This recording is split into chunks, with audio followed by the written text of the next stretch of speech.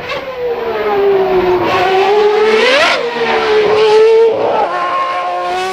guys, welcome back to F1 Podcast.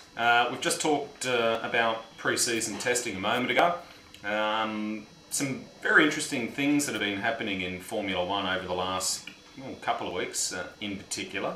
All of them involving the fledgling or new teams. Probably not really a surprise to most people that these teams have hogged the majority of the limelight. We start with USF1, Campos and Stefan GP. Yeah. All in the news, probably not really for all the right reasons. Let's start with Campos. Pep, what are your thoughts on this fledgling team that's now being sold? Yeah, you're right, Max. All three of these guys have been dominating the news outside of the testing news, and yeah, I guess what happened with Campos is what we're all pretty much expecting, is that someone had to invest in the team in order for them to continue as they were, and that's happened now. So I've got a slight concern with private equity and people, you know, who aren't sort of Formula 1 purists just buying into the sport, Max, because I've got a big problem with it. Yeah, we all understand what that means, which is that they're not in it for the long haul, obviously. So I'm pleased that Campos seems to have settled down. I'm pleased for Bruno Senna in particular, and fingers crossed, mate, that they make it for a full season in 2010. Yeah. I think your Williams team have done the private equity thing well over the years. They're stalwarts of Formula 1. I'm a little bit dubious about it. In saying that, of course, if you're not a manufacturer, or you're not a manufacturer-backed team, then you need to get your equity from somewhere. I'm not, you know, I understand the rationale behind it. Yeah. But I would still love to see, and I'd be destroyed if Bruno Senna wasn't on the grid this year. Oh, absolutely. He got his ticket into Formula 1, and then all of a sudden they have a lot of this conjecture about whether or not the team he's joined is actually going to get on the grid. Yeah, it's heartbreaking, isn't it? At least now they've secured the finance, and hopefully it's all systems go. Which brings us to his potential teammate, who could very well come from USF1. Yeah, it's definitely a possibility, Max. So we could get Lopez joining Senna at Campos if USF1 don't make the grid this year, and that's been very disappointing from my perspective. What's been happening with USF1? Peter Windsor and Ken Anderson will tell anyone with a camera that things are fine, we're moving on, we've got a long-term plan and all this sort of thing. And I've no reason to disbelieve what they're saying. I'm not saying that's not the case, but there's been no positive signals that have been sent out to me as a Formula 1 fan that I've been able to grab and go, awesome, they're going to be on. They're going to be on the grid in 2010. I agree, Max. It's looking a little bit ugly at the moment at Charlotte, North Carolina.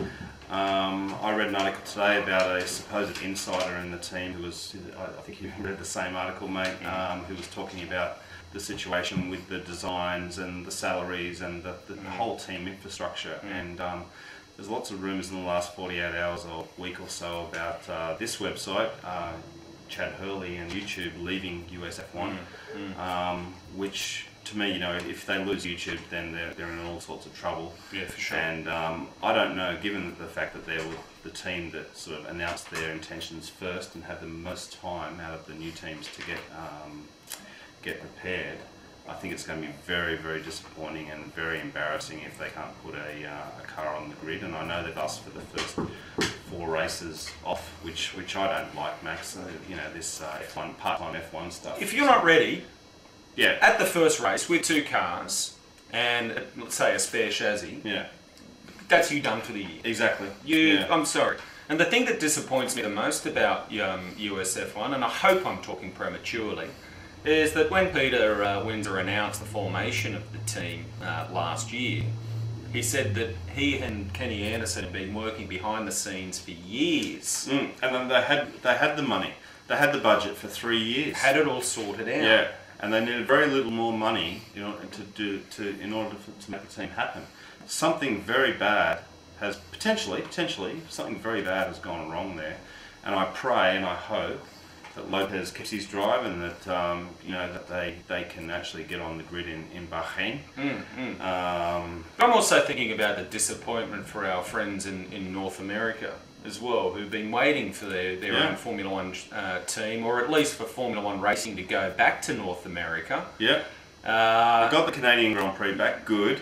That's part the battle won, and I mean, what better way to take Formula One racing back to North America than to have a North American Formula One team and a Formula One race? So it was all looking fantastic. Yeah. And now not all of a sudden, but over the last little while now, it started to degenerate into either no one saying anything, or perhaps we're starting to be fed a little bit of the old PR speak, that everything's okay and the like. 60 people still working at the Charlotte factory in North Carolina there. I'd like to consider that would step up and increase, but they need the funding, of course. Yeah. We haven't seen a car yet. No. We haven't seen a second driver. It's not looking good, mate. It's not looking good. I'm very concerned about USF1, and I really, really, really hope they get off the ground. And it'll be interesting to see if the FIA grant them the time to have 4 races off. Yes. When a couple of weeks ago there was a clarification saying no one's allowed to miss any races. And now they're going to them saying we're working with the FIA to get off the first 4 races. Yeah. That's, I don't know about that. I don't like it. We'll have to see, mate. Yeah, and I guess. of course what we've got, and this is another thing that's been in the news a lot, Max, is we've got another team waiting in the wings. We've got the Serbians waiting in the wings with Stefan Wacky Serbs. GP. Yes, we and do.